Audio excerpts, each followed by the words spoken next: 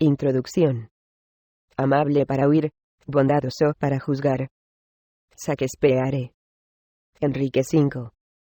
Prólogo. Desde que apareció la literatura teosófica en Inglaterra, se ha hecho costumbre llamar a sus enseñanzas budismo esotérico. Y habiendo llegado a ser una costumbre, sucede lo que dice un antiguo refrán basado en la experiencia de todos los días. El error se precipita por un plano inclinado, mientras que la verdad tiene que ir penosamente cuesta arriba. Los antiguos aforismos son, con frecuencia, los más sabios. Es difícil que la mente humana permanezca enteramente libre de prejuicios. Y con frecuencia, se formulan opiniones decisivas antes de que un asunto haya sido examinado por completo, bajo todos sus aspectos. Digo esto con referencia al doble error que prevalece, ya limitando la teosofía al budismo, ya confundiendo los principios de la filosofía religiosa predicada por Gautama, el Buda, con las doctrinas presentadas a grandes rasgos en el Esoteric Buddhism. Difícilmente podría imaginarse nada más erróneo que esto. Ha facilitado a nuestros enemigos un arma eficaz contra la teosofía, porque como ha dicho con mucha razón un eminente sabio Pali, en el volumen citado, no había ni esoterismo ni budismo. Las verdades esotéricas exhibidas en la obra de Mr. Sinnett han cesado de ser esotéricas desde el momento en que han visto la luz pública. Tampoco contiene el libro La religión de Buda, sino tan solamente unos cuantos principios de enseñanzas hasta la fecha ocultas, y que son ahora completadas y explicadas por otras muchas más, en los volúmenes presentes. Pero aun estos últimos, a pesar de que dan a luz muchos de los principios fundamentales de la doctrina secreta del Oriente, solo levantan una de las puntas del tupido velo. Porque a nadie, ni aun al más grande de entre todos los adeptos vivientes, le sería permitido, ni podría, aunque se le permitiese, declarar de golpe a un mundo burlón e incrédulo, lo que tan eficazmente ha permanecido oculto durante largas edades. El budismo esotérico es una excelente obra con un título muy desdichado, si bien no da a entender más que el título de la presente obra, la doctrina secreta. Ha sido desdichado, porque las gentes siempre acostumbran juzgar las cosas por las apariencias más bien que por su significación, y porque el error se ha hecho ahora tan universal, que hasta la mayor parte de los miembros de la sociedad teosófica han venido a ser víctimas del mismo. Desde el principio, sin embargo, los brahmanes y otros protestaron contra el título. Y para hacerme justicia a mí misma, debo decir que el budismo esotérico me fue presentado como un volumen completo, y que yo no tenía la menor noticia de la manera como pensaba el autor escribir la palabra budismo. La responsabilidad de esto recae por completo sobre aquellos que, habiendo sido los primeros en llamar la atención sobre el asunto, omitieron indicar la diferencia que existe entre budismo, el sistema religioso de moral predicado por Gautama, denominado así por su título de Buda, el iluminado, y budismo, de Buda, sabiduría o conocimiento vidya, la facultad de conocer, procedente de la raíz sánscrita bud, conocer. Nosotros los teósofos de la India somos los verdaderos culpables, si bien por aquel entonces hicimos todo lo posible para corregir el error 1. Hubiera sido fácil evitar esta deplorable confusión. Bastaba alterar la escritura de la palabra, y de común acuerdo, pronunciar y escribir budismo, en lugar de budismo. Esta explicación es absolutamente necesaria al principio de una obra como esta.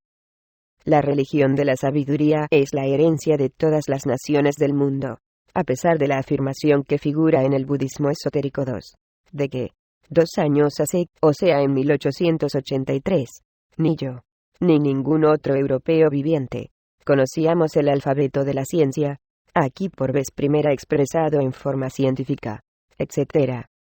Este error debe haberse deslizado por inadvertencia.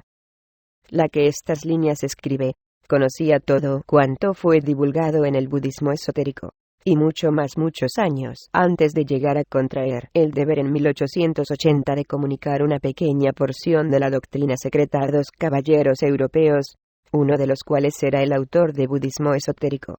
Y sin duda alguna esta escritora posee el indudable privilegio, para ella más bien equívoco, de ser europea por su nacimiento y por su educación. Además, una porción considerable de la filosofía expuesta por Mr. Sinnett fue enseñada en América, aún antes de publicarse Isis, Simbalo, a 2 europeos, y a mi colega, el coronel H.S. Olcott. De los 3 maestros que este último ha tenido, el primero fue un iniciado húngaro, el segundo egipcio, y el tercero indo. Conforme al permiso otorgado, el coronel Olcott ha dado publicidad a algunas de estas enseñanzas, de diversas maneras. Si los otros 2 no lo han hecho, ha sido simplemente porque no se les ha permitido, por no haberles llegado todavía su hora para dedicarse a la obra externa. Pero llegó para otros, y los varios e interesantes libros de Mr. Sinnett son una prueba tangible de ello. Es importante, además, tener siempre presente que ninguna obra teosófica adquiere el menor aumento de valor por razón de pretendida autoridad. 1 Breaset Theosophist de junio de 1883. 2 Prefacio de la edición original. Adio Adi Buda. El 1, o la primera, y suprema sabiduría, es un término usado por Aryasanga en sus tratados secretos, y en la actualidad por todos los místicos budistas del norte. Es una palabra sánscrita, y una denominación dada por los primitivos arios a la deidad desconocida, no encontrándose la palabra Brahma ni en los Vedas ni en las obras primitivas. ¿Significa la sabiduría absoluta? Y Fitzedward traduce Adibuta, la primitiva causa increada de todo. Debieron transcurrir evos de duración indecible, antes de que el epíteto de Buda fuera humanizado, por decirlo así, para aplicarlo a los mortales, y apropiarlo finalmente a uno, cuyas virtudes y sabiduría incomparables dieron motivo a que le fuera concedido el título de Buda de la sabiduría inmutable. Bodha significa la posesión innata de la inteligencia o entendimiento divino. Buda, la adquisición de la misma por los esfuerzos y méritos personales. Mientras que Buddhi es la facultad de conocer, el canal por el que el conocimiento divino llega al ego, el discernimiento del bien y del mal, y también la conciencia divina, y el alma espiritual, que es el vehículo de Atma. Cuando Buddhi absorbe nuestro egoísmo, lo destruye con todos sus vikaras 3. Avalokitesvara, se nos manifiesta, y se alcanza el nirvana o mukti. Mukti es lo mismo que nirvana, o sea la libertad de los lazos de Maya, o la ilusión. Bodhi es igualmente el nombre de un estado particular de condición extática, llamado Samadhi, durante el cual el sujeto alcanza el punto más elevado del conocimiento espiritual. Son unos ignorantes aquellos que, en su ciego y hoy día intempestivo odio al budismo, y por reacción al budismo, niegan sus enseñanzas esotéricas que son también las de los brahmanes, simplemente porque el nombre les sugiere lo que para ellos, como monoteístas, son doctrinas perniciosas. Ignorantes es el término correcto que debe emplearse para su caso, puesto que la filosofía esotérica es la única capaz de resistir en esta época de materialismo craso e ilógico los ataques repetidos a todo cuanto el hombre tiene por más querido y sagrado en su vida espiritual interna. El verdadero filósofo, el estudiante de la sabiduría esotérica, pierde por completo de vista las personalidades, las creencias dogmáticas y las religiones especiales. Además, la filosofía esotérica reconcilia todas las religiones, despoja a cada una de ellas de sus vestiduras humanas exteriores, y demuestra que la raíz de cada cual es idéntica a la de las demás grandes religiones. Ella prueba la necesidad de un principio divino y absoluto en la naturaleza. Ella no niega la deidad como no niega el sol. La filosofía esotérica jamás ha rechazado a Dios en la naturaleza, ni a la divinidad como al ente abstracto y absoluto. Rehúsa únicamente aceptar los dioses de las llamadas religiones monoteístas. Dioses creados por el hombre a su propia imagen y semejanza, caricaturas impías y miserables del siempre incognoscible. Por los demás, los archivos que vamos a presentar al lector abrazan los principios esotéricos del mundo entero, desde el principio de nuestra humanidad. Y en ellos el ocultismo budista ocupa su lugar correspondiente, y no más. A la verdad, las porciones secretas del Dhanojana 4 de la metafísica de Gautama por grandes que aparezcan a los que no están enterados de los principios de la religión de la sabiduría de la antigüedad, constituyen tan solo una pequeña porción del total. El reformador hindú limitó sus enseñanzas públicas al aspecto puramente moral y fisiológico de la religión de la sabiduría, a la ética y al hombre únicamente. Las cosas invisibles e incorpóreas, el misterio del ser fuera de nuestra esfera terrestre, no fueron tratados en manera alguna por el Gran Maestro en sus enseñanzas públicas, reservando las verdades ocultas para un círculo selecto de sus arhats. Estos últimos recibían la iniciación en la famosa cueva Saptaparnala Satapani de Mavansa cerca del monte Vaivarelvara de los manuscritos Palis. Esta cueva estaba en Rajagriha, la antigua capital de Magadha, y era la cueva cheta de Fayan, como justamente sospechan algunos arqueólogos. 3 cambios, o modificaciones. N de los traductores. 4 Dan, en la moderna fonética china y tibetana Chan, es el nombre general de las escuelas esotéricas, y su literatura. En los antiguos libros, la palabra jhana se define como la reforma de uno mismo por medio de la meditación y el conocimiento. Un segundo nacimiento interno. De aquí Sandhan fonéticamente, el libro de Tzyan. Véase Atkins, Chinese Buddhism, Pag. 129, nota. 5 Mr. Beglor, ingeniero jefe en Buddha Gaya y arqueólogo distinguido, fue el primero en descubrirla, según creemos. El tiempo y la imaginación humana disminuyeron la pureza y la filosofía de estas enseñanzas, cuando, durante el curso de su obra de proselitismo, fueron trasplantadas del círculo secreto y sagrado de los arhats a un suelo menos preparado para las concepciones metafísicas que la India. O sea, en cuanto fueron llevadas a China, Japón, Siam y Birmania. La manera como fue tratada la prístina pureza de estas grandes revelaciones puede verse estudiando algunas de las llamadas escuelas budistas esotéricas de la antigüedad en su aspecto moderno, no solamente en China y en otros países budistas en general, sino hasta en no pocas escuelas del Tíbet, abandonadas al cuidado de más no iniciados y de innovadores mongoles. Así es, que el lector debe tener presente las muy importantes diferencias que existen entre el budismo ortodoxo, o sea las enseñanzas públicas de Gautama el Buda, y su budismo esotérico. Su doctrina secreta no difiere, sin embargo, en manera alguna de la de los brahmanes iniciados de su tiempo. El Buda era hijo del suelo ario, un indo, un kshatriya, discípulo de los nacidos 2 veces, los brahmanes iniciados sadvijas.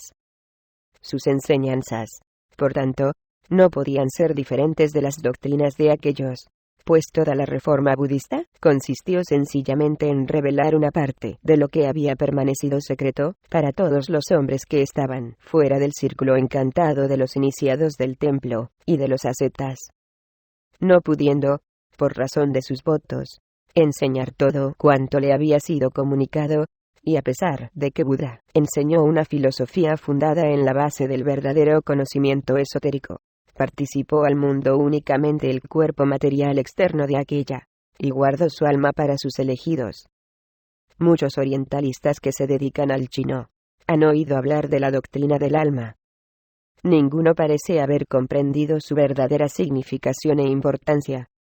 Aquella doctrina fue conservada en secreto, en demasiado secreto quizás, dentro del santuario. El misterio que envolvía su dogma principal y sus aspiraciones más exaltadas, el nirvana, ha llamado e irritado tanto la curiosidad de los sabios que lo han estudiado, que siendo incapaces de resolverlo de una manera lógica y satisfactoria, desatando el nudo gordiano, han preferido cortarlo, declarando que el nirvana significa la absoluta aniquilación.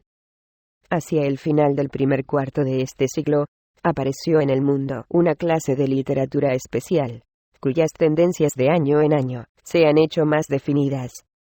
Basada, según dice ella misma, en las sabias investigaciones de sánscritistas y orientalistas en general, ha sido considerada como científica. A las religiones, mitos y emblemas de la India, de Egipto y de otros pueblos antiguos, se les ha hecho decir todo lo que deseaba el simbologista que expresasen, dando así con frecuencia la ruda forma exterior en lugar de la significación interna.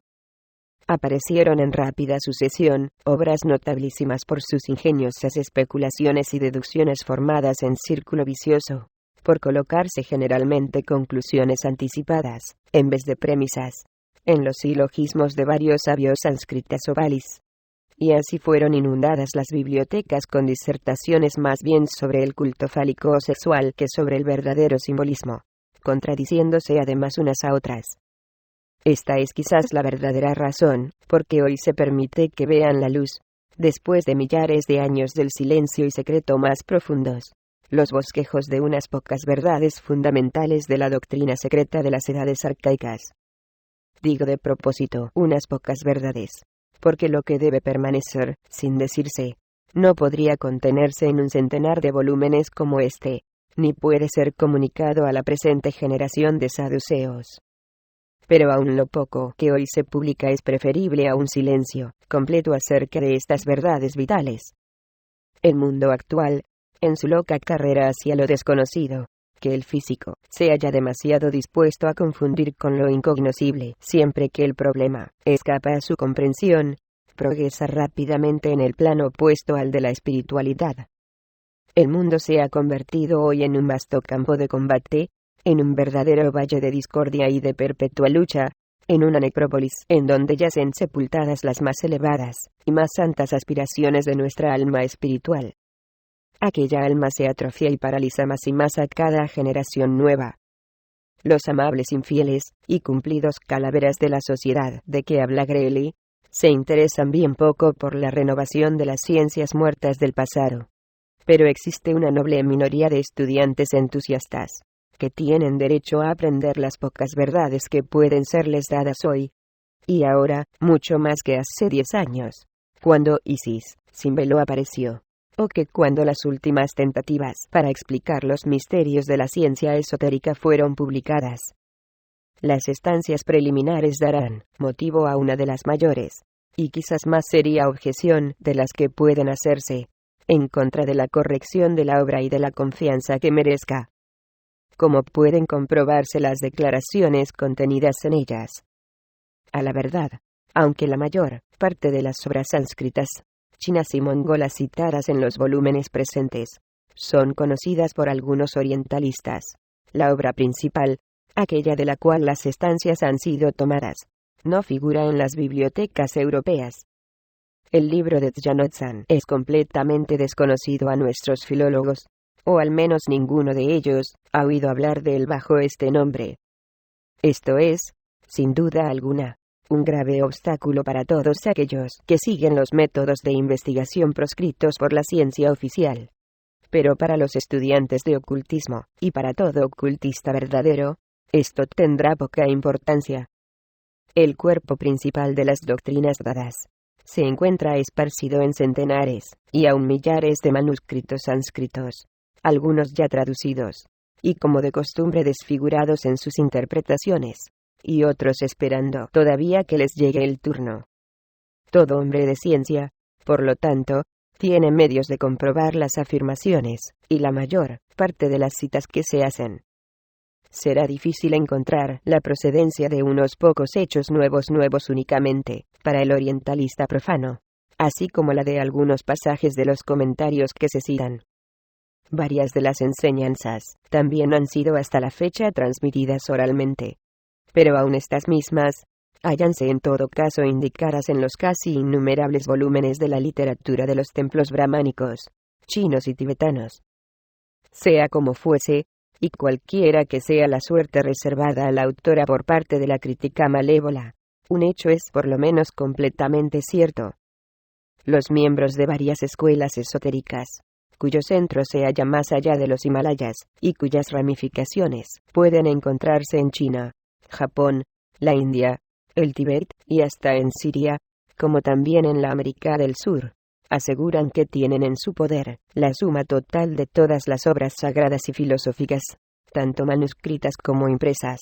De hecho, todas las obras que se han escrito, en cualesquiera lenguajes o caracteres, desde que comenzó el arte de la escritura, desde los jeroglíficos ideográficos, hasta el alfabeto de Cadmo y el Devanagari, constantemente han afirmado que desde la destrucción de la Biblioteca Alejandrina VI, todas las obras que por su carácter hubieran podido conducir a los profanos al descubrimiento final y comprensión de alguno de los misterios de la ciencia secreta, han sido buscadas con diligencia, gracias a los esfuerzos combinados de los miembros de estas fraternidades. Y añaden además aquellos que lo saben, que una vez encontradas todas estas obras fueron destruidas, salvo 3 ejemplares de cada una que fueron guardados cuidadosamente. En la India, los últimos de estos inestimables manuscritos fueron guardados en un sitio oculto durante el reinado del emperador Akbar. El profesor Max Muller declara que ni el soborno ni las amenazas de Akbar fueron capaces de arrancar a los brahmanes el texto original de los Vedas, y sin embargo, se jacta de que los orientalistas europeos lo poseen 7. Es muy dudoso que Europa posea el texto completo, y quizás reserve el porvenir sorpresas muy desagradables para los orientalistas.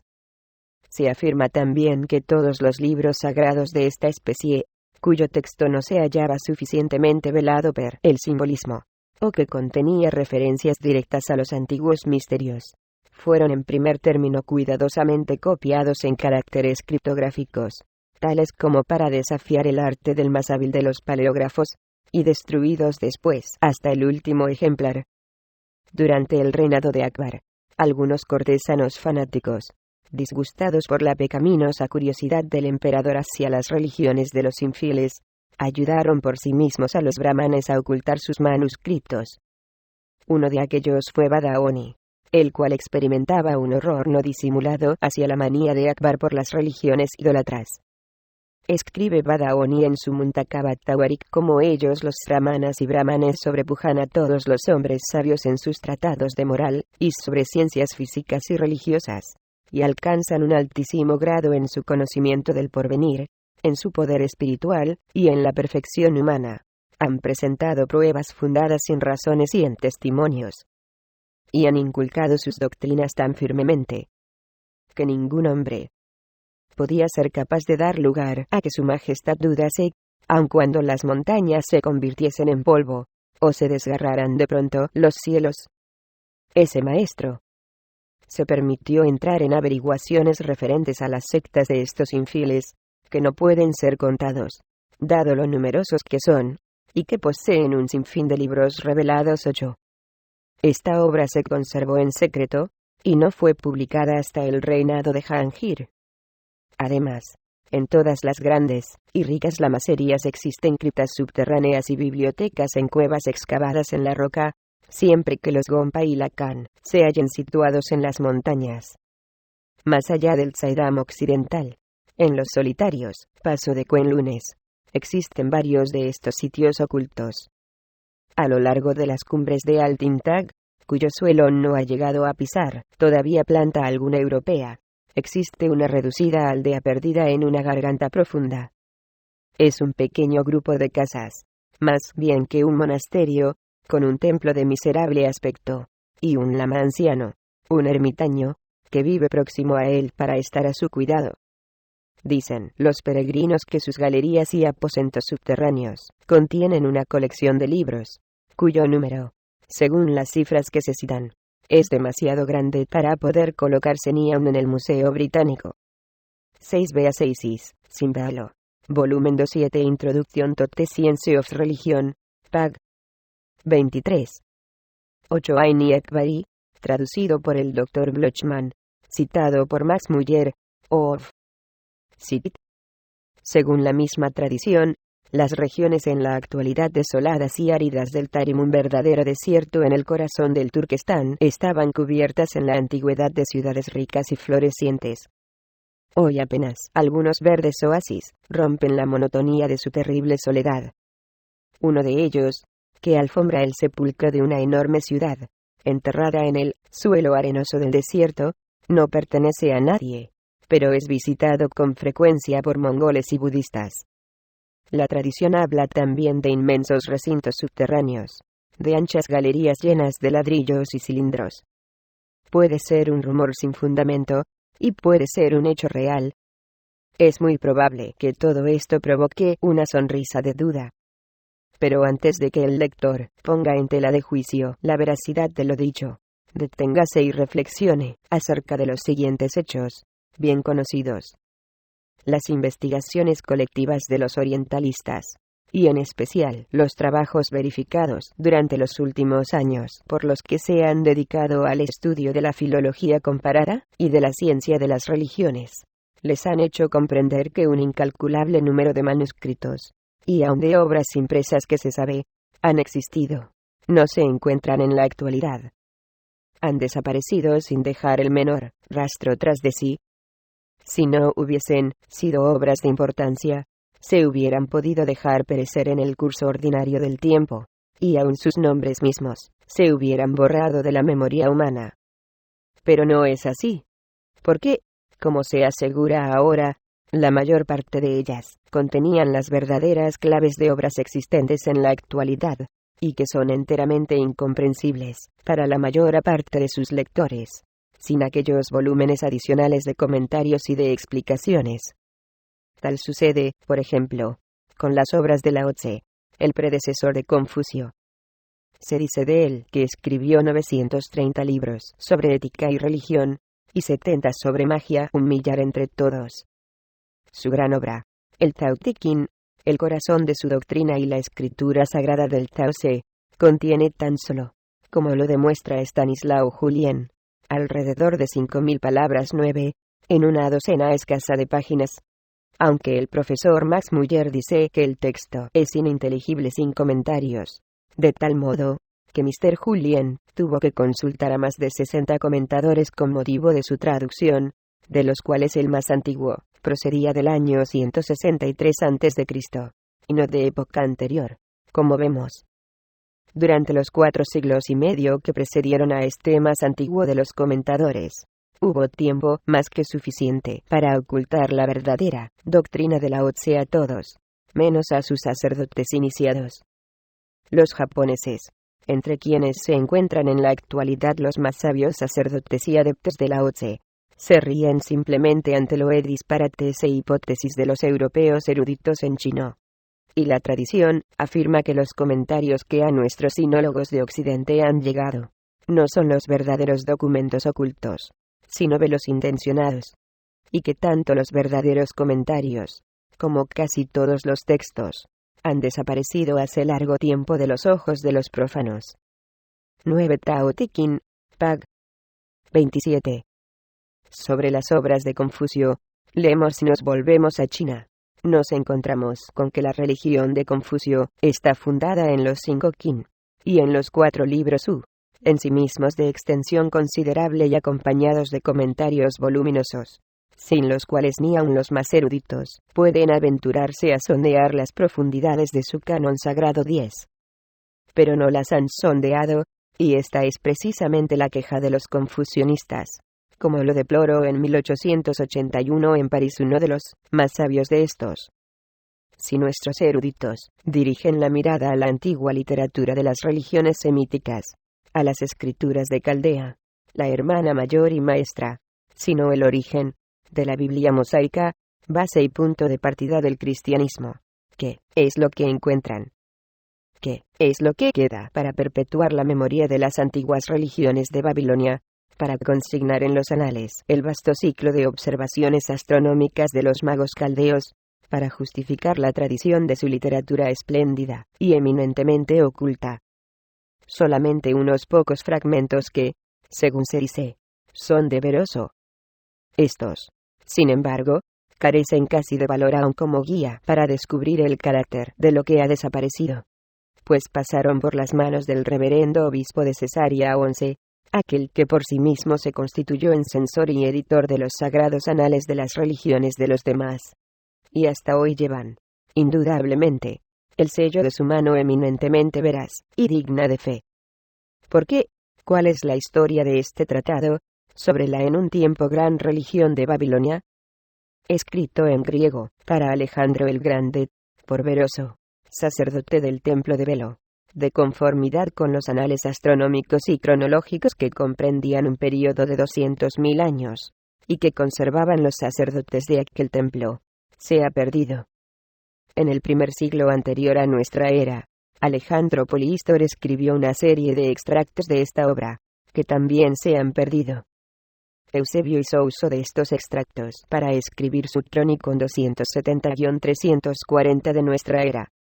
Los puntos de semejanza, casi de identidad, entre las escrituras hebreas y las caldeas 12, convertían a estas últimas en un verdadero peligro para Eusebio, dado su papel de defensor y campeón de la nueva fe que había adoptado las escrituras hebreas, y con ellas una cronología absurda.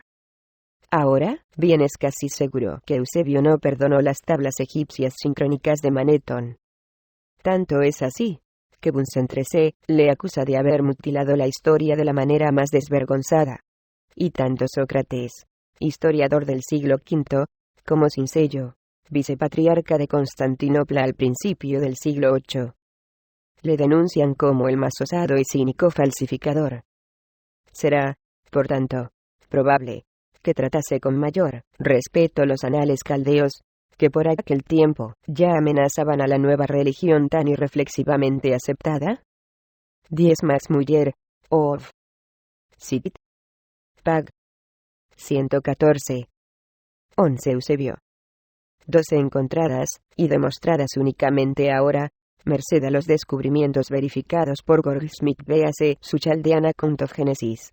Y que, gracias a aquel falsificador armenio, han extraviado a todas las naciones civilizadas durante unos 1500 años, haciéndoles aceptar las derivaciones judías como directa revelación divina.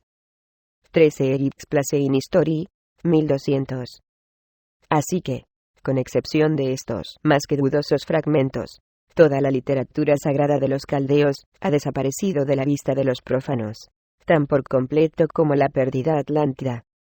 Unos pocos hechos que se hallaban contenidos en la historia de Beroso se declararán más adelante, y podrán arrojar gran luz acerca del verdadero origen de los ángeles caídos, personificados por Bel y el dragón. Volviendo ahora al más antiguo modelo de la literatura aria, el Rig Veda, se encontrará el estudiante, siguiendo estrictamente los datos suministrados por los mismos orientalistas, que aunque el Rig Veda contiene solo unos 10.580 versos, o 1028 himnos, no se ha comprendido correctamente hasta hoy, a pesar de los brahmanas, y de la masa de glosas y comentarios. ¿Y por qué? Evidentemente porque los brahmanas, y los tratados más antiguos y escolásticos, acerca de los primitivos himnos, requieren ellos mismos una clave, que no han logrado encontrar los orientalistas. ¿Qué dicen los sabios por lo que hace a la literatura budista? ¿Han conseguido obtenerla completa? No, seguramente. No obstante, los 325 volúmenes del Kanjur, y del Tanjur de los budistas del norte, cada año de cuyos volúmenes, según se dice, pesa de 4 a 5 libras. Nada, a la verdad, se sabe sobre el verdadero lamaísmo. Sin embargo, del canon sagrado se dice que contiene 29.368.000 letras en el Sadharma Alankara 14, o sea, prescindiendo de tratados y de comentarios, 5 o 6 veces la materia que contiene la Biblia, la cual según el profesor Max Muller, tan solo contiene 3.567.180 letras. No obstante, pues, estos 325 volúmenes en realidad son 333, comprendiendo 108 el Kanjur, y 225 volúmenes el Tanjur. Los traductores, en lugar de proporcionarnos las versiones correctas, las han mezclado con sus propios comentarios, con el propósito de justificar los dogmas de sus diversas escuelas 15. Además, según una tradición conservada por las escuelas budistas, tanto del norte como del sur, el canon sagrado budista comprendía en su origen 80.000 u 84.000 tratados. Pero la mayor parte de ellos se perdieron, y solo han quedado 6.000, como dice el profesor a su auditorio. Perdidos para los europeos, por supuesto. Pero, ¿quién puede tener la seguridad completa de que se han perdido igualmente para los budistas y brahmanes? 14 Spencer Intelligence and Theories of the Buddhists, Pag. 66. 15 Schiachintweit Buddhism in Tibet, Pag. 77. teniendo en cuenta la reverencia de los budistas por toda línea escrita sobre Buda, y la buena ley, la pérdida de cerca de 76.000 tratados parece milagrosa. Si hubiese sido viceversa, cualquier conocedor del curso natural de los sucesos suscribiría la afirmación de que de estos 76.000 tratados, 5.000 o 6.000 podían haber sido destruidos durante las persecuciones y las emigraciones procedentes de la India.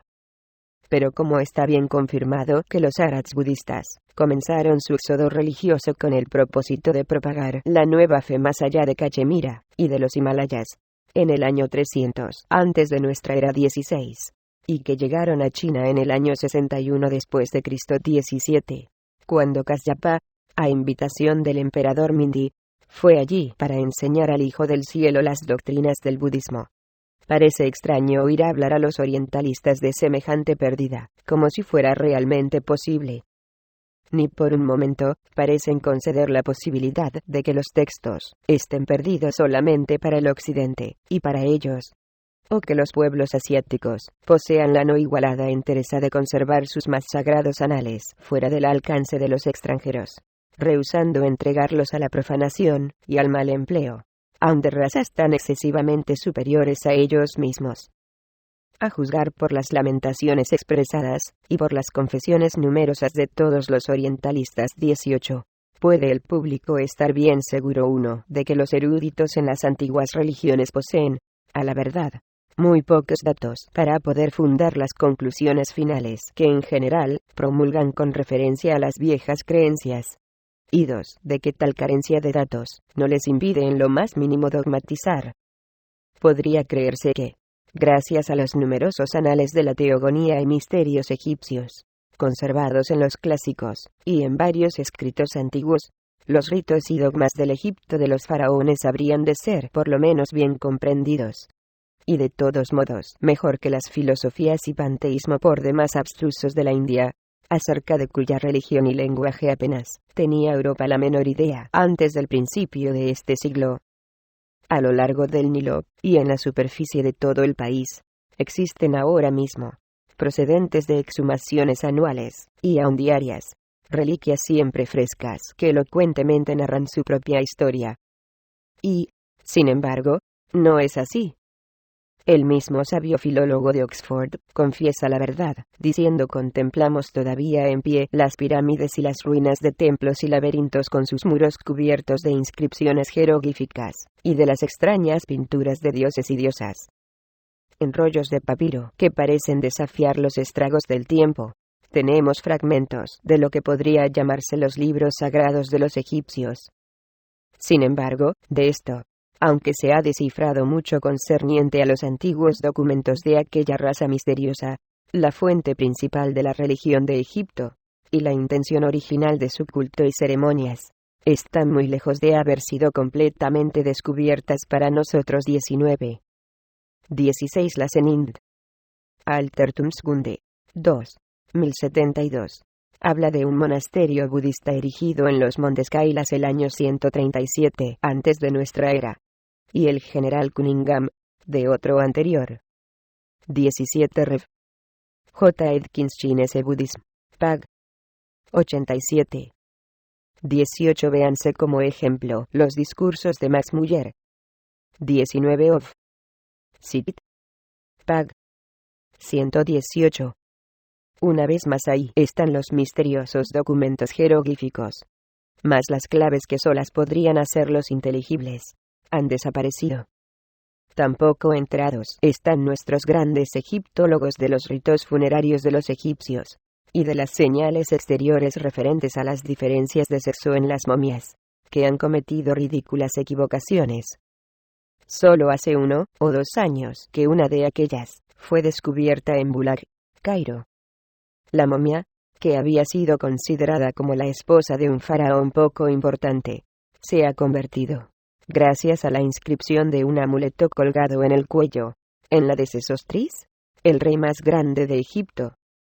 Sin embargo, habiendo encontrado que existe una relación natural entre el lenguaje y la religión, y que existió una religión aria común, antes de la separación de la raza aria, una religión semítica común, antes de la separación de la raza semítica y una religión turania común, antes de la separación de los chinos y de las otras tribus pertenecientes a la clase turania, habiendo de hecho descubierto únicamente 3 antiguos centros de religión y 3 centros de lenguaje, y a pesar de permanecer en la más completa ignorancia, tanto en lo referente a aquellas religiones y lenguajes primitivos, como en lo relativo a su origen, el profesor no vacila en declarar que se ha encontrado una base histórica verdadera para tratar científicamente de las principales religiones del mundo. Tratar científicamente de un asunto no es, en manera alguna, una garantía en pro de su base histórica. Y con tal escasez de datos a mano, ningún filólogo, por eminente que sea, está autorizado para dar sus propias conclusiones como hechos históricos. Sin duda alguna, que el eminente orientalista ha demostrado por completo, y a satisfacción del mundo, que de acuerdo con la ley de Grimm, relativa a las reglas fonéticas, Odín y Buda son 2 personajes diferentes, y del todo distintos el uno del otro, y lo ha demostrado científicamente. Sin embargo, cuando aprovecha la oportunidad de decir a renglón seguido que Odín fue adorado como la deidad suprema durante un periodo muy anterior a la época de los Vedas y de Homero 20, carece de la menor base histórica para ello, pero pone a la historia y a los hechos al servicio de sus propias conclusiones, las cuales podrán ser muy científicas a los ojos de los orientalistas, a pesar de que se halla muy lejos de la verdad real.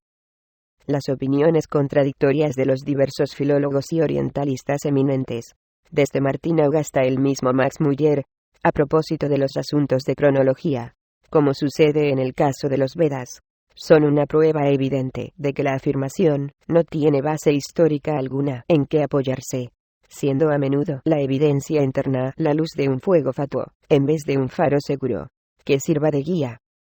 Tampoco tiene la moderna ciencia de la mitología comparada argumento alguno mejor que oponer a la aseveración de los eruditos escritores que, durante el siglo pasado, insistieron en que debían de haber existido fragmentos de una revelación primitiva hecha a los antecesores del género humano, conservados en los templos de Grecia y de Italia. Esto es precisamente lo que todos los iniciados y panditas orientales han venido proclamando ante el mundo de tiempo en tiempo. Y mientras que un eminente sacerdote singales aseguró a la que esto escribe, que era cosa bien sabida que los principales tratados budistas, pertenecientes al canon sagrado, permanecían guardados en países y lugares inaccesibles a los panditas europeos, el llorado Swamidayanand Sarasvati, el sánscritista más grande de su época en la India, declaró a algunos miembros de la sociedad teosófica el mismo hecho, con respecto a antiguas obras brahmánicas. Cuando se le dijo que el profesor Max Muller había manifestado a los oyentes de sus discursos que la teoría de que ha existido una revelación primitiva y sobrenatural, hecha a los padres de la raza humana, encuentra hoy pocos sostenedores, aquel hombre, tan santo como sabio, se echó a reír. Su contestación fue significativa. Si Mr. Max Muller así pronunciaba el nombre, fuera un brahman y viniese conmigo, podría llevarle a una caverna gupta, una cripta secreta, cerca de Okemata, en los Himalayas, en donde pronto encontraría que lo que ha cruzado el Kalapani, las negras aguas del océano, desde la India a Europa, eran solo fragmentos de copias desechadas de algunos paisajes tomados de nuestros libros sagrados. Ha existido una revelación primitiva, se conserva todavía, y no se perderá para el mundo, sino que reaparecerá. Aunque, por supuesto, los mlechas 21 tendrán que aguardar. 20 of Sit. Pag. 318. 21 Asiatic Researches. Y. Pag. 272. Habiéndosele interrogado acerca de este punto, no quiso decir más. Esto ocurría en Meerut en 1880. Sin duda fue cruel la burla hecha en Calcuta el siglo pasado por los brahmanes al coronel Wilford y a Sir William Jones. Pero fue bien merecida, y nadie en este asunto se hizo acreedor a censuras, más que los misioneros y el mismo coronel Wilford. Los primeros, según testimonio del mismo Sir William Jones 22, fueron tan insensatos que llegaron a sostener que los hindús, aun ahora, eran casi cristianos, porque su Brahma, Vishnu y Mahesa, no eran otra cosa más que la Trinidad cristiana 23. Fue una buena lección. Hizo a los sabios orientalistas doblemente cautos, pero quizás ha dado lugar también a que algunos de ellos se hayan vuelto en exceso suspicaces, y ha sido causa, por reacción, de que el péndulo de las conclusiones precedentes oscilase de modo exagerado en el sentido opuesto. Porque aquella primera provisión del mercado brahmánico, ofrecida a la demanda del coronel Wilford, ha producido ahora, en los orientalistas, la necesidad evidente, y el deseo de declarar a casi todos los manuscritos sánscritos arcaicos, tan modernos, que justificasen plenamente a los misioneros, al aprovecharse de la oportunidad. Que así lo hacen, y hasta donde alcanzan sus facultades mentales, pruébanlo las absurdas tentativas llevadas a cabo últimamente, para demostrar que toda la narración puránica acerca de Krishna era un plagio de la Biblia hecho por los brahmanes.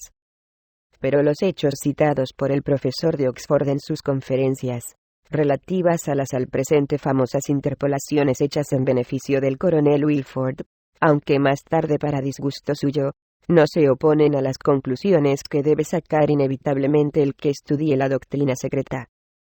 Porque, si los resultados demuestran que ni el Nuevo ni aun el Antiguo Testamento han tomado cosa alguna de la religión más antigua de brahmanes y budistas, no se sigue de aquí que los judíos no hayan tomado cuanto sabían de los anales caldeos, que fueron mutilados más tarde por Eusebio. Por lo que respecta a los caldeos, es seguro que adquirieron sus primitivos conocimientos de los brahmanes, pues Rawlinson muestra una indudable influencia védica en la mitología primitiva de Babilonia. Y hace mucho tiempo que el coronel Vance Kennedy declaró, con notable exactitud, que Babilonia fue, por razón de su origen, centro de la sabiduría brahmánica y sánscrita. Pero todas estas pruebas deben perder su valor en presencia de la última teoría del profesor Max Muller. ¿Cuál sea esta? Todo el mundo lo sabe. El código de las leyes fonéticas ha llegado a ser un disolvente universal de todas las identificaciones y conexiones entre los dioses de muchos pueblos. Así, aunque la madre de Mercurio Buda, Tothermes, etc., era Maya, a pesar de que la madre de Gautama Buda se llamó también Maya. Y, aunque la madre de Jesús era asimismo Maya ilusión, porque María es Mare, el mar, simbólicamente la gran ilusión, sin embargo, estos tres personajes no tienen entre sí conexión alguna, ni pueden tenerla, desde que Bob ha establecido su código de leyes fonéticas. 22 extranjeros, no pertenecientes a la raza aria. N. De los traductores. 23 véase Max Muller, Ov. Cit. Pag. 288, y siguiente. Esto se refiere a la hábil falsificación en hojas insertas en un antiguo monasterio puránico, escritas en sánscrito arcaico y correcto, de todo cuanto los panditas habían oído al coronel Wilford acerca de Adán y Abraham, Noé y sus tres hijos, etc. En su afán de reunir las muchas madejas de la historia no escrita, es a la verdad atrevimiento de parte de nuestros orientalistas negar a priori todo lo que no encaja en sus conclusiones especiales. Así, mientras diariamente se hacen nuevos descubrimientos de grandes artes y ciencias, que existieron allá en la noche de los tiempos, niégase hasta el mismo conocimiento de la escritura a algunas de las naciones más antiguas, considerándolas bárbaras, en lugar de cultas. Sin embargo, todavía se encuentran las huellas de una civilización inmensa, hasta en el Asia Central.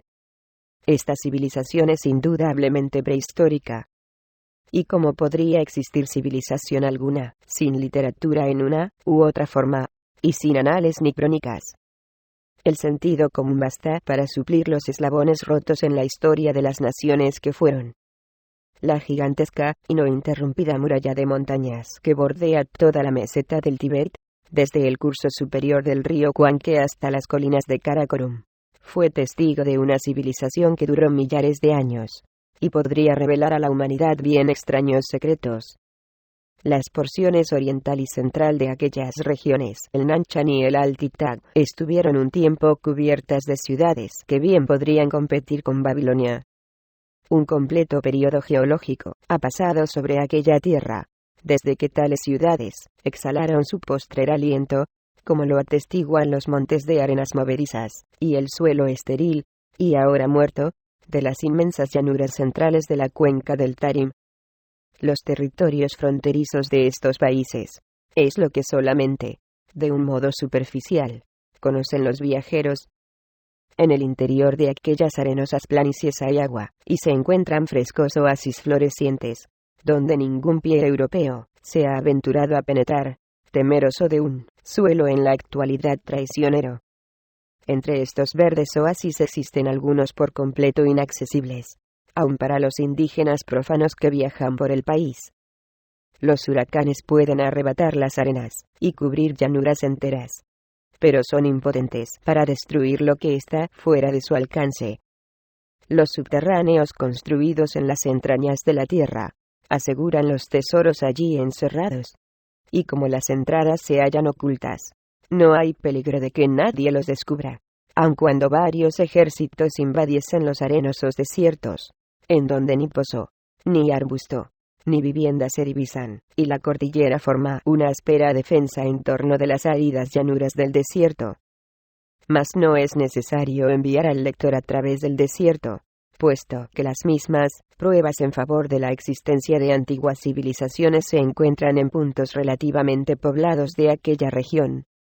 El oasis de Cherchen, por ejemplo, situado a unos 4.000 pies sobre el nivel del río Cherchen Darya, está rodeado al presente en todas direcciones por ruinas de ciudades arcaicas.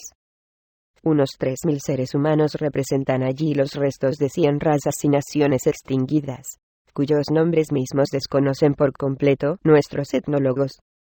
Un antropólogo se encontraría muy apurado si tuviera que proceder a clasificarlos, dividirlos y subdividirlos, tanto más cuanto que los descendientes respectivos de todas aquellas razas y tribus antediluvianas saben tan poco en lo referente a sus propios antepasados, como si hubiesen caído de la luna. Cuando se les pregunta acerca de su origen, contestan que no saben de dónde vinieron sus padres, pero que han oído decir que sus primeros, o primitivos, ascendientes fueron gobernados por los grandes genios de aquellos desiertos. Esto podría atribuirse a ignorancia y superstición, pero en vista de las enseñanzas de la doctrina secreta, la respuesta puede considerarse fundada en la tradición primitiva. Solo la tribu del Khorasan pretende haber venido del país conocido hoy como Afganistán, mucho tiempo antes de Alejandro, y presenta conocimientos legendarios en corroboración de este hecho. El viajero ruso Coronel Prjevalsky, ahora general, encontró, casi tocando al oasis de Cherchen, las ruinas de dos inmensas ciudades, la más antigua de las cuales, según la tradición local, fue destruida hace 3.000 años por un héroe gigante, habiéndolo sido la otra por los mongoles en el siglo X de nuestra era. El emplazamiento de ambas ciudades hállase cubierto ahora, por virtud de las arenas movedizas, y del viento del desierto, de reliquias extrañas y heterogéneas. Fragmentos de porcelana, utensilios de cocina y huesos humanos. Los indígenas encuentran con frecuencia monedas de cobre y de oro, lingotes de plata fundida, diamantes y turquesas, y, lo que es todavía más notable, vidrio roto. Ataúdes de un material o madera incorruptible también, donde se encuentran cuerpos embalsamados y conservados admirablemente. Las momias de los hombres revelan individuos de una estatura y robustez extraordinarias, y con ondeadas cabelleras. Se encontró una bóveda con 12 cadáveres. Otra vez en un ataúd separado, encontramos el de una muchacha. Sus ojos estaban cerrados con discos de oro, y sus mandíbulas, fuertemente sujetas por un aro de oro que le cogía la barba hasta la parte superior de la cabeza. Estaba vestida con túnica de lana, ceñida, tenía el pecho cubierto de estrellas de oro, y los pies desnudos 24. A esto añade el famoso viajero que durante todo su camino a lo largo del río Cherchen, llegaron a sus oídos leyendas referentes a 23 ciudades sepultadas hace mucho tiempo por las arenas movedizas del desierto, La misma tradición existe en el Lognor y en el oasis de Kerja. Las huellas de tal civilización juntamente con estas y parecidas tradiciones nos dan derecho para conceder crédito a otras leyendas, autorizadas por indos y mongoles educados y eruditos, que hablan de inmensas bibliotecas salvadas de las arenas, y de otros varios restos del antiguo saber mágico, todo lo cual se haya depositado en lugares seguros. Recapitulando, la doctrina secreta fue la religión universalmente difundida del mundo antiguo y prehistórico. Las pruebas de su difusión, los anales auténticos de su historia, una serie completa de documentos que demuestran su carácter y su presencia en todos los países, juntamente con las enseñanzas de todos sus grandes adeptos, existen hasta hoy en las criptas secretas de las bibliotecas pertenecientes a la fraternidad oculta. 24 de una conferencia de N. Maestro Przewalski.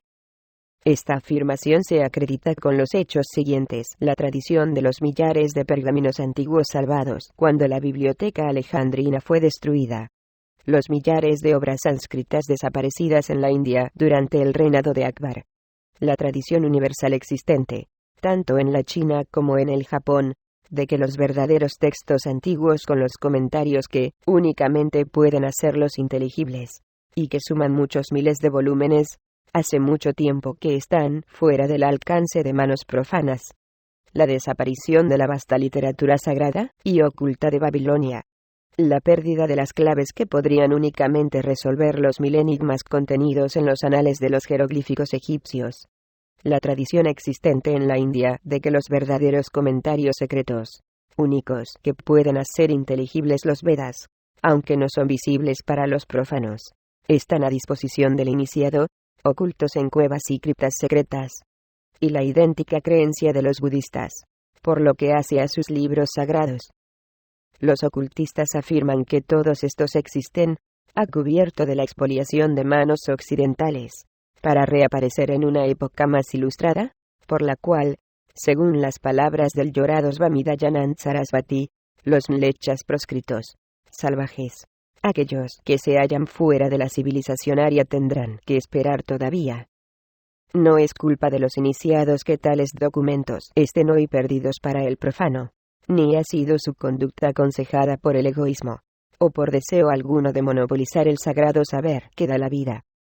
Había algunas partes de la ciencia secreta que debían permanecer ocultas a los profanos durante edades sin cuento. Mas esto era debido a que el comunicar a la multitud secretos de una importancia tan tremenda, sin estar preparada para ello, hubiera sido equivalente a entregar a un niño una vela encendida y meterle en un polvorín. La respuesta a una pregunta que, con frecuencia, hacen los que se dedican a estos estudios, al encontrarse con una afirmación como la anterior, puede bosquejarse aquí. Comprendemos, dicen, la necesidad de ocultar a la masa secretos tales como el del Bril, o el de la fuerza que destruye rocas, descubierta por J. W. Kelly, de Filadelfia. Pero lo que no podemos comprender es cómo puede haber peligro alguno en la revelación de una doctrina puramente filosófica, tal como, por ejemplo, la de la evolución de las cadenas planetarias.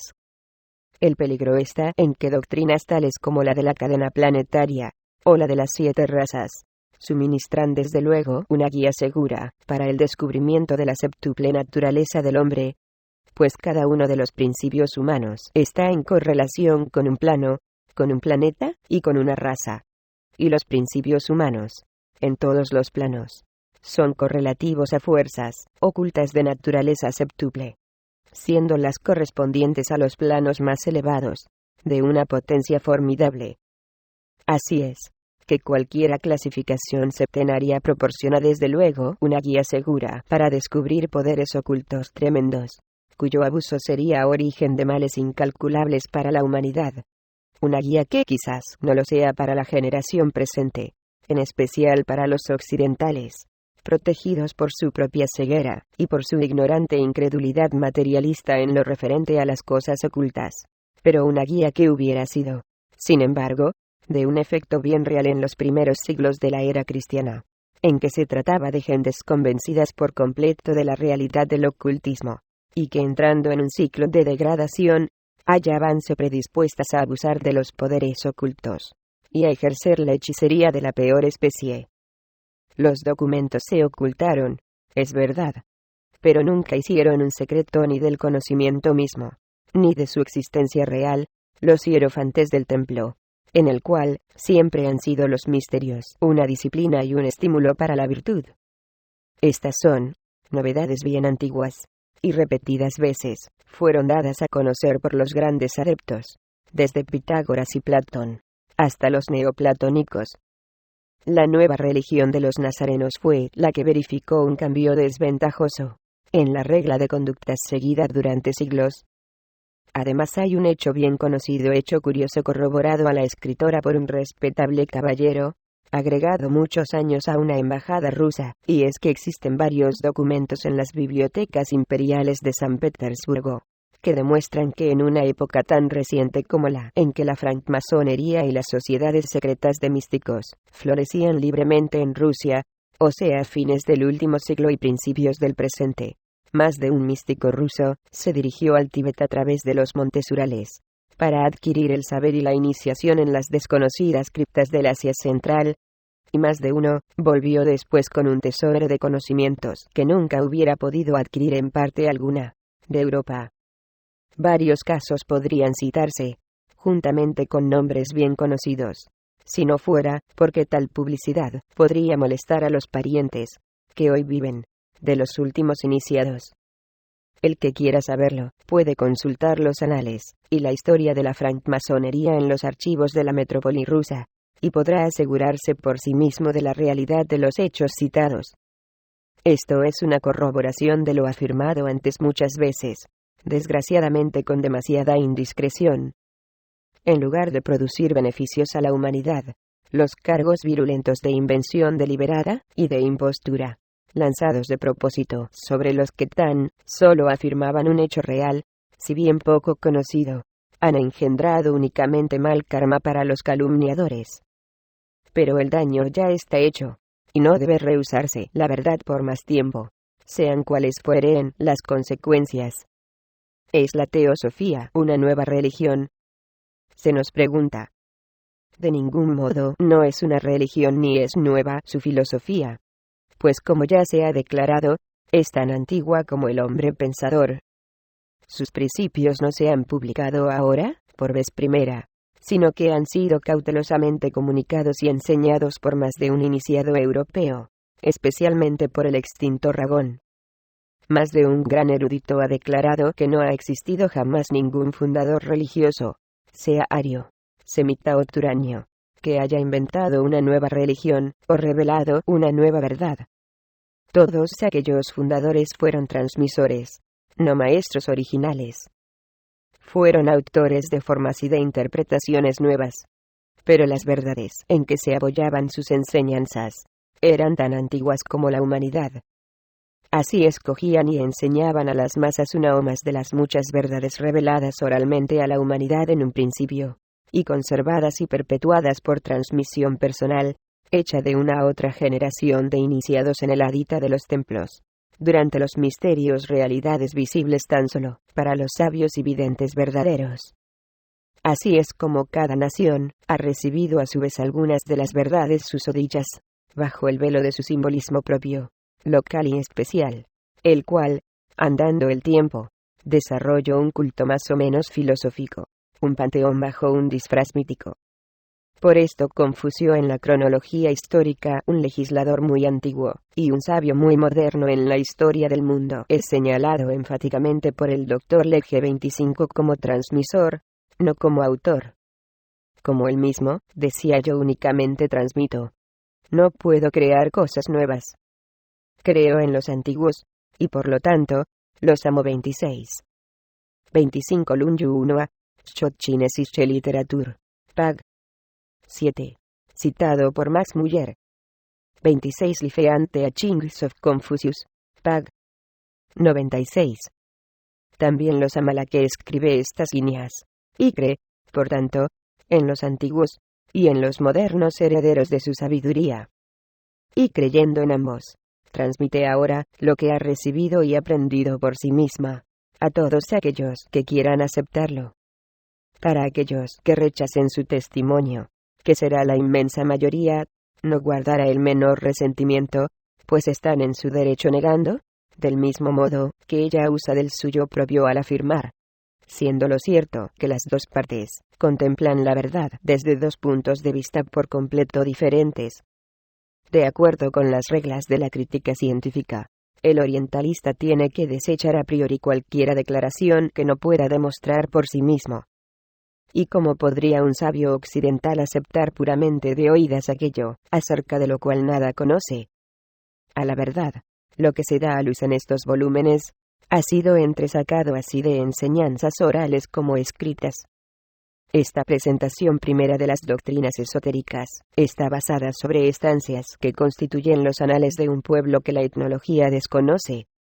Están escritas aquellas, según se afirma, en una lengua que se halla ausente del catálogo de los lenguajes y dialectos que conoce la filología. Se asegura que han surgido de una fuente que la ciencia repudia, esto es, el ocultismo. Y finalmente son ofrecidas al público por el intermedio de una persona desacreditada, sin cesar ante el mundo, por todos cuantos odian las verdades venidas a deshora, o por los que tienen alguna preocupación particular que defender. Así es que el repudio de estas enseñanzas es cosa que puede esperarse, y aún debe esperarse de antemano. Ninguno de los que se llaman a sí mismos eruditos, en cualquiera de las ramas de la ciencia exacta, se permitirá mirar estas enseñanzas seriamente. Durante este siglo serán escarnecidas y rechazadas a priori, pero en este siglo únicamente, porque en el siglo XX de nuestra era, comenzarán a conocer los eruditos que la doctrina secreta no ha sido ni inventada ni exagerada, sino por el contrario, tan solo bosquejada. Y finalmente, que sus enseñanzas son anteriores a los Vedas. No es esto una pretensión de profetizar, sino una sencilla afirmación fundada en el conocimiento de los hechos. En cada siglo tiene lugar una tentativa para demostrar al mundo que el ocultismo no es una superstición vana. Una vez que la puerta quede algo entreabierta, se irá abriendo más y más en los siglos sucesivos. Los tiempos son a propósito, para conocimientos más serios que los hasta la fecha permitidos, si bien tienen todavía que ser muy limitados. No han sido los mismos Vedas escarnecidos, rechazados y llamados una falsificación moderna, no hace todavía 50 años. No hubo una época en la que se declaró al sánscrito hijo del griego, y un dialecto derivado de este último, según Lempriere y otros eruditos. El profesor Max Muller dice que hasta 1820, los libros sagrados de los brahmanes, los de los magos y los de los budistas eran desconocidos. Dudábase hasta de su existencia misma, y no existía ni un solo erudito que hubiese podido traducir una línea de los Vedas, del Sendavesta o del Tripitaka budista. Y ahora está demostrado que los Vedas pertenecen a la antigüedad más remota, siendo su conservación casi una maravilla. Lo mismo se dirá de la doctrina secreta arcaica cuando se den pruebas innegables de su existencia y de sus anales. Pero tendrán que pasar siglos antes que se publique mucho más de ella. Hablando de la clave para los misterios del zodíaco, casi perdida para el mundo, hizo ya observar la escritora Enisis, Simbalo, hará unos 10 años, que a la dicha clave deben dársele 7 vueltas antes de todo el sistema pueda ser divulgado. Le daremos nosotros una vuelta tan solo, permitiendo con esto al profano que perciba una vislumbre del misterio. Feliz aquel que comprenda el todo. Lo mismo puede decirse del sistema esotérico en su totalidad. Una vuelta, y no más se dio a la llave, Enisis, Simbelo. En estos volúmenes, se explica mucho más. En aquellos días apenas conocía la escritora la lengua en que la obra fue escrita, y había prohibición de hablar con la libertad de ahora, acerca de muchas cosas. En el siglo XX, algún discípulo mejor informado, y con cualidades muy superiores, podrá ser enviado por los maestros de sabiduría para dar pruebas definitivas e irrefutables de que existe una ciencia llamada Gupta Vidya, y que, a manera de las fuentes del Nilo en un tiempo misteriosas, la fuente de todas las religiones y filosofías en la actualidad conocidas por el mundo, Ha permanecido durante muchas épocas olvidada y perdida para los hombres, pero ha sido encontrada por fin. A una obra tal como esta, no podía servir de introducción un simple prefacio. Necesitaba más bien un volumen.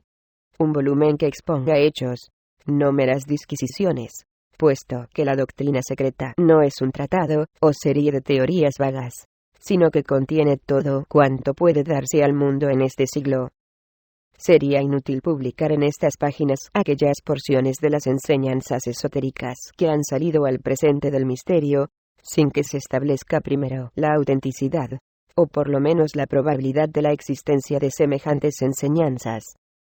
Las afirmaciones que van a hacerse tienen que presentarse garantizadas por varias autoridades, tales como la de los antiguos filósofos, la de los escritores clásicos, y aun la de eruditos padres de la Iglesia, algunos de los cuales conocían estas doctrinas por haberlas estudiado, por haber visto y leído obras escritas acerca de ellas.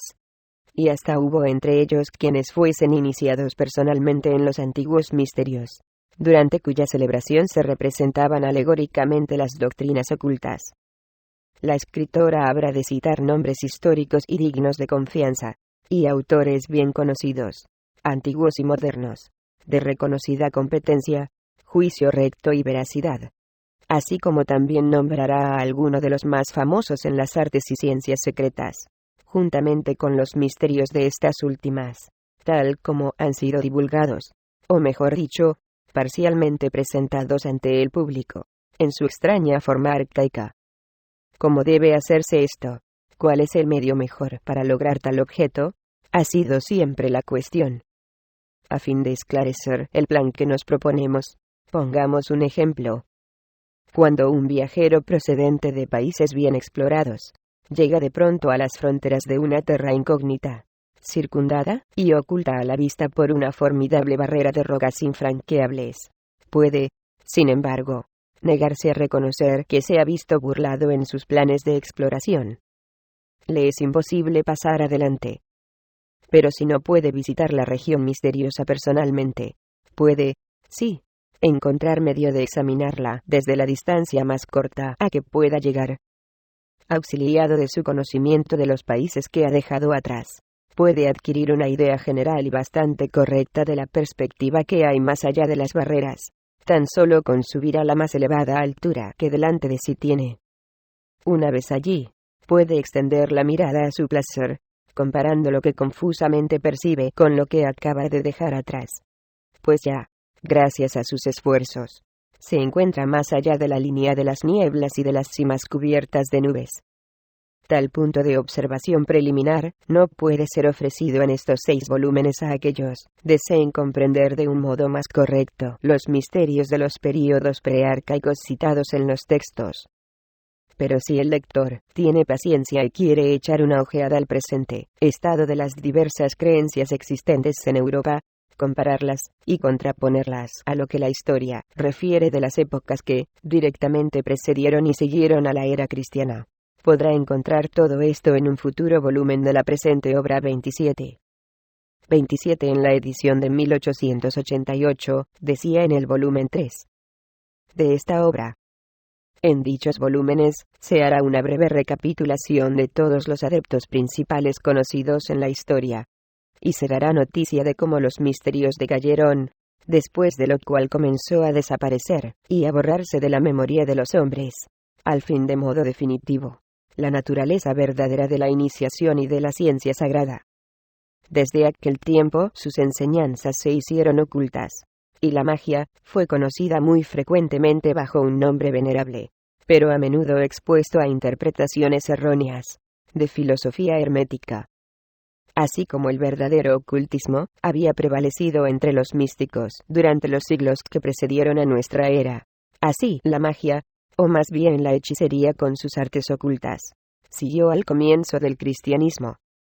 Grandes y celosos fueron los esfuerzos llevados a cabo por el fanatismo durante aquellos primeros siglos, para borrar hasta la menor huella de la obra mental e intelectual de los paganos. Pero todo ha sido en balde, aunque el mismo espíritu del obscuro genio del fanatismo y de la intolerancia haya adulterado sistemáticamente desde entonces todas las brillantes páginas escritas en los períodos anteriores al cristianismo. La historia misma, en sus inseguros anales, ha conservado bastante de lo que ha sobrevivido de aquellos períodos, para arrojar una luz imparcial sobre el conjunto. Deténgase, pues, el lector un momento en compañía de la que escribe estas líneas en el punto de observación elegido, y fije toda su atención en los 1000 años que, correspondiendo a los períodos anterior y posterior al cristianismo, se hallan divididos en dos partes por el año 1 de la Natividad. Este suceso, sea o no correcto, desde el punto de vista histórico, ha sido, no obstante, erigido en el primero de los múltiples baluartes levantados contra la vuelta posible de una sola vislumbre a las tan odiadas religiones del pasado, odiadas y temidas por lanzar tan vívida luz sobre la interpretación nueva, e intencionalmente velada, de lo que ahora se llama la nueva ley. Por sobrehumanos que fuesen los esfuerzos de los primeros padres de la Iglesia para borrar la doctrina secreta de la memoria de los hombres, todos ellos han fracasado. La verdad jamás puede ser destruida. De aquí que fracasase la tentativa de hacer desaparecer por completo de la faz de la tierra todo vestigio de la antigua sabiduría, y de encadenar y amordazar a cuantos pudiesen dar testimonio de ella. Si se considera los millares, y quizás millones de manuscritos quemados, los monumentos reducidos a polvo con sus por demás indiscretas inscripciones y símbolos pictóricos, la multitud de ermitaños y ascetas primitivos, vagando entre las ruinas de las ciudades del Alto y el Bajo Egipto, y por desiertos y montañas, por valles y cordilleras, buscando con ardor obeliscos y columnas, rollos y pergaminos, para destruirlos si contenían el símbolo del Atau, o cualquier otro signo que la nueva fe se hubiese apropiado, se comprenderá fácilmente que haya quedado tan poco de los anales del pasado. A la verdad, el endiablado espíritu fanático del cristianismo primitivo, y de la Edad Media, así como el del islamismo, gustaron siempre vivir en las tinieblas y la ignorancia, y ambos han hecho el sol de sangre, la tierra una tumba, la tumba un infierno, y el infierno mismo una obscuridad más lóbrega.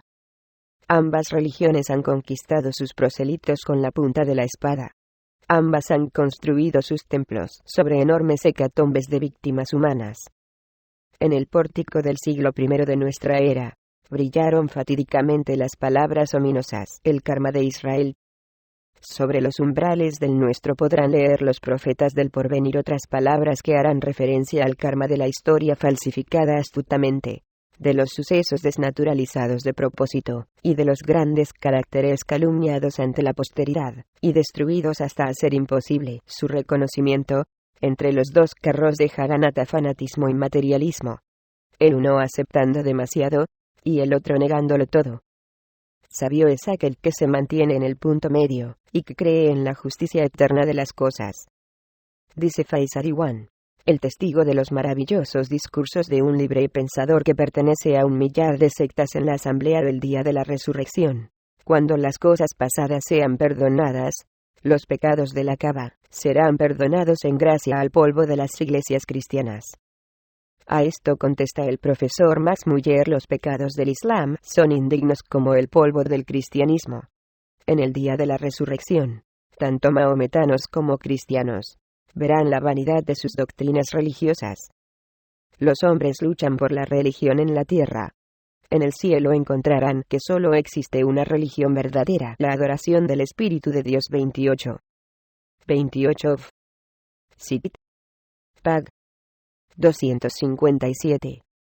En otras palabras, no hay religión o ley superior a la verdad. Satyatnasti Paro Dharma, el lema del Maharaja de Benares, adoptado por la sociedad teosófica. Como ya se ha dicho en el prefacio, la doctrina secreta no es una versión de Isis, sin velo, y como se pensó en un principio.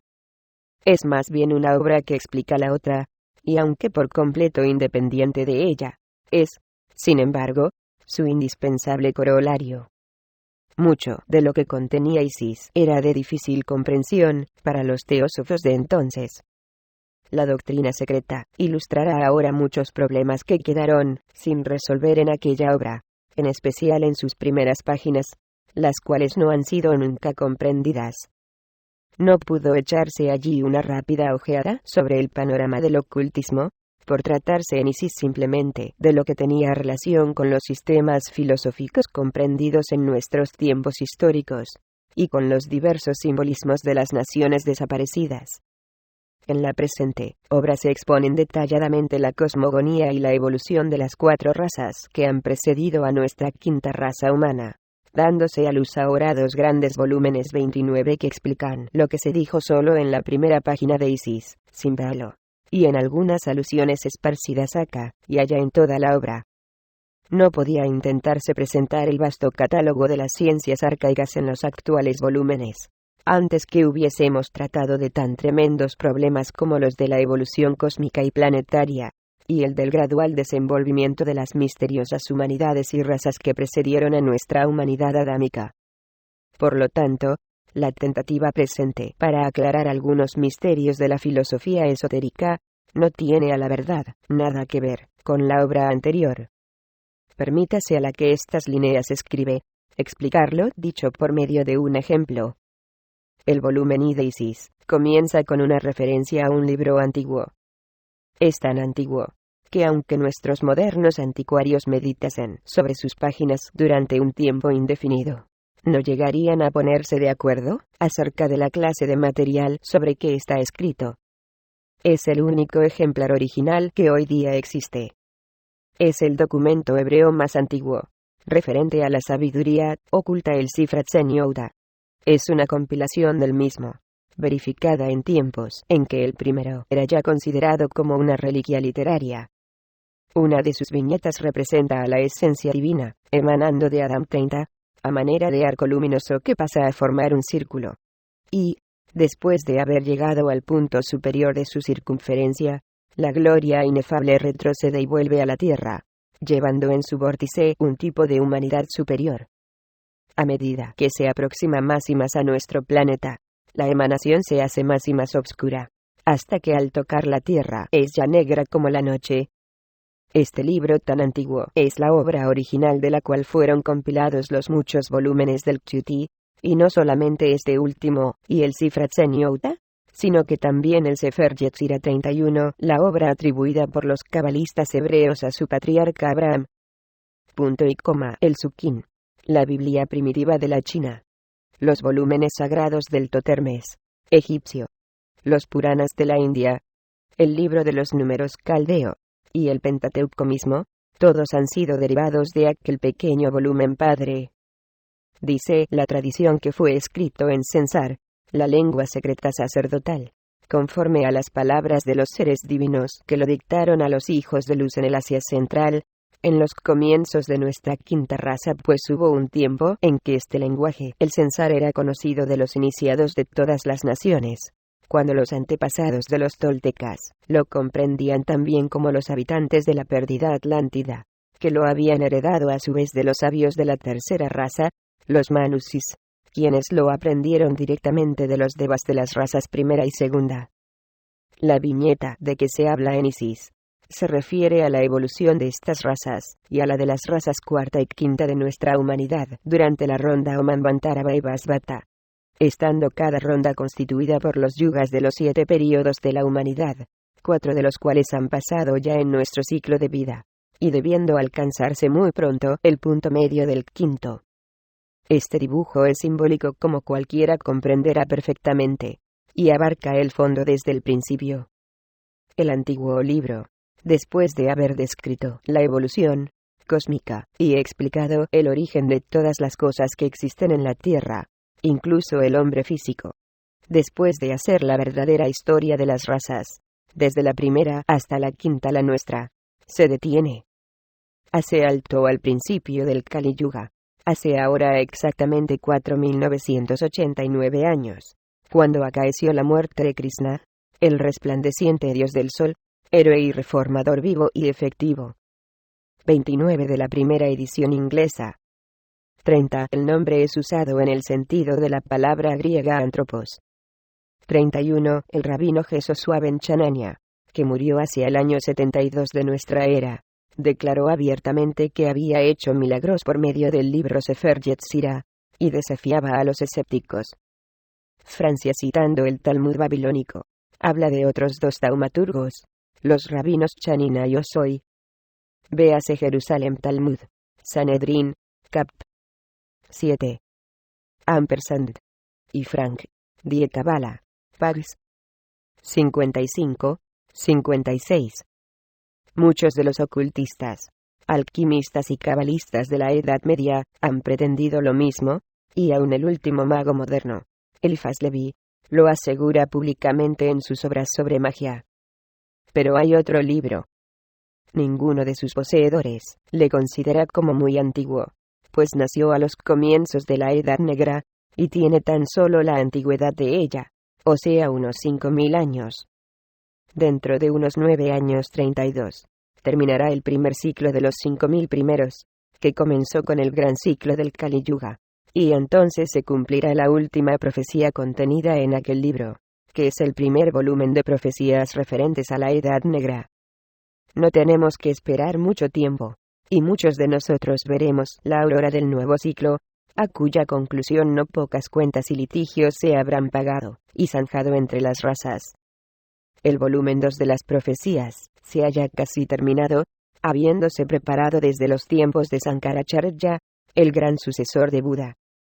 Debe llamarse la atención acerca de otro punto importante, que es el principal de los que constituyen la serie de pruebas en pro de la existencia de una sabiduría primitiva y universal, por lo menos para los cabalistas cristianos y para los eruditos. Sus enseñanzas fueron, al menos, conocidas en parte por varios padres de la Iglesia. Se sostiene, con fundamentos puramente históricos, que Orígenes, Sinesio y aun Clemente de Alejandría habían sido iniciados en los misterios, antes de añadir al neoplatonismo de la escuela alejandrina el sistema de los gnósticos, bajo velo cristiano, y más aún algunas de las doctrinas de las escuelas secretas, aunque no todas ciertamente, se conservan en el Vaticano, y desde entonces se han convertido en parte y porción de los misterios, bajo la forma de adiciones desfiguradas, hechas por la Iglesia Latina al programa cristiano original. Tal es el dogma de la Inmaculada Concepción, en la actualidad materializada. Esto explica las grandes persecuciones emprendidas por la Iglesia Católica Romana contra el ocultismo, la masonería y el misticismo heterodoxo en general.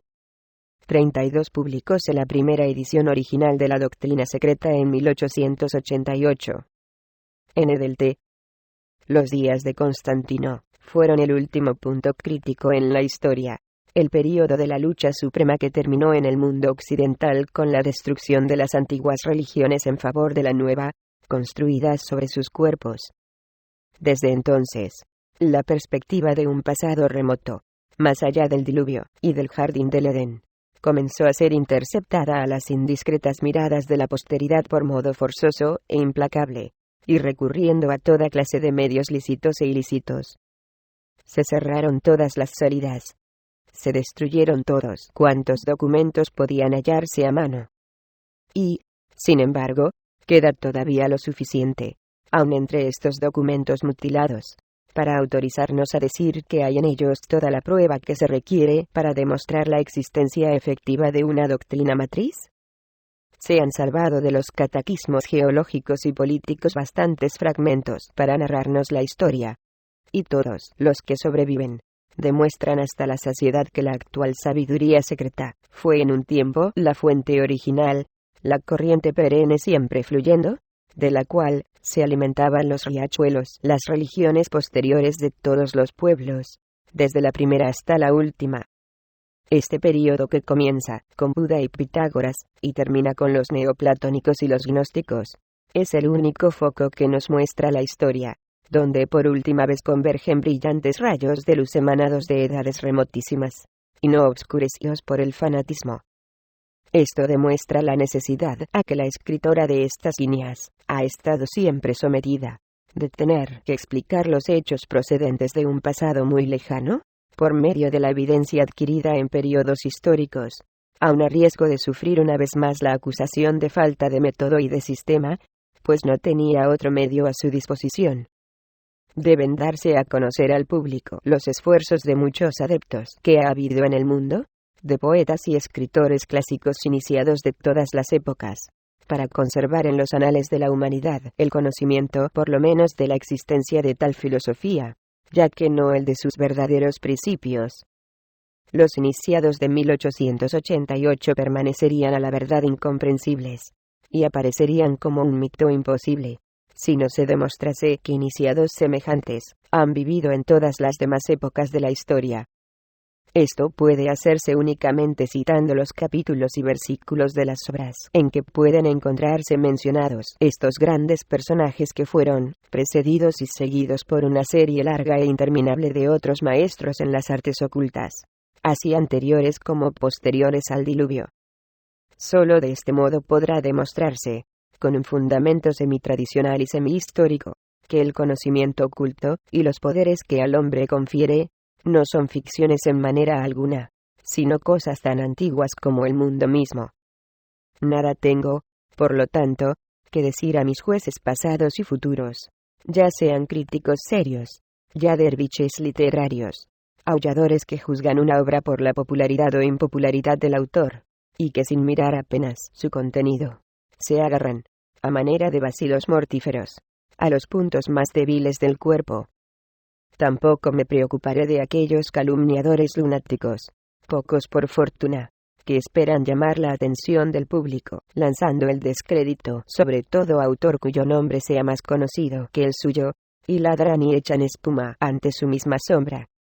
Estos sostuvieron durante algunos años que las doctrinas expuestas en el Theosophist, y más tarde en el Esoteric Buddhism, habían sido inventadas por la presente escritora, y haciendo por fin un completo cambio de frente, han denunciado a Isis, sin velo, y a todas las demás obras como plagio de Eliphas Levi, coma Paracelso y Mirabile Dictu, del budismo y brahmanismo. Esto equivale a acusar a Renan de haber robado su vida de Jesús de los Evangelios, y a Max Muller sus libros sagrados del Oriente o sus chips de las filosofías de los brahmanes, y de Gautama el Buda. Pero al público en general, y a los lectores de la doctrina secreta puedo repetirles lo que he venido diciendo durante todo este tiempo, y sintetizo ahora, en las palabras de Montaigne: señores, aquí tengo un ramillete de flores escogidas. Nada hay en el mío, sino el cordón que las ata. Romped el cordón, hacedlo pedazos, si os parece. En cuanto al ramillete de hechos, jamás seréis capaces de destruirlo. Todo lo que podéis es ignorarlos, y nada más. Concluiremos con algunas palabras más, referentes a este primer volumen. En una introducción que sirve de prefacio a una parte de la obra que se ocupa principalmente de cosmogonía, el sacar a relucir ciertas cuestiones podría ser considerado como fuera de lugar. Pero otra consideración, además de las ya citadas, me ha obligado a tratar de ellas. Es inevitable que cada uno de los lectores juzgue las afirmaciones hechas desde el punto de vista de sus conocimientos, experiencias y conciencia propia, fundándose en lo que haya aprendido ya. Este es un hecho que la escritora debe tener siempre presente. De aquí la necesidad de referirse con frecuencia en este primer volumen a materias que propiamente corresponden a la última parte de la obra, pero que no pueden pasarse en silencio, so pena de que el lector mire al libro como un cuento de hadas, o como una ficción de algún cerebro moderno. Así, el pasado ayudará a demostrar el presente, y este último servirá para apreciar mejor el pasado. Los errores del día tienen que ser explicados y extirpados, y sin embargo, es más que probable, y en el presente, caso cierto de toda certeza, que una vez más y testimonio de las edades pasadas, y la historia, no lograrán hacer impresión más que en los entendimientos intuitivos, lo cual equivale a decir sobre muy pocos. Pero en este como en los casos análogos, los sinceros y los fieles pueden consolarse, presentando al escéptico saduceo moderno la prueba matemática y conmemorativa de su obstinación y endurecido fanatismo. Todavía existe en los archivos de la Academia de Francia la famosa ley de probabilidades, deducida por ciertos matemáticos en beneficio de los escépticos, valiéndose de un procedimiento algebraico. Dice así: si dos personas reconocen la evidencia de un hecho, y le comunican así cada una de ellas 5/6 de certidumbre, Este hecho tendrá entonces 35/36 de certidumbre. Esto es, su probabilidad estará en relación con su improbabilidad en la proporción de 35:1. Si reúnen tres evidencias semejantes, la certidumbre vendrá a ser de 215/216. La conformidad de 10 personas, cada una de las cuales preste 1/2 de certidumbre, producirá una .023 Webling, etc., etc. El ocultista puede darse por satisfecho con esta certidumbre, y no necesita más.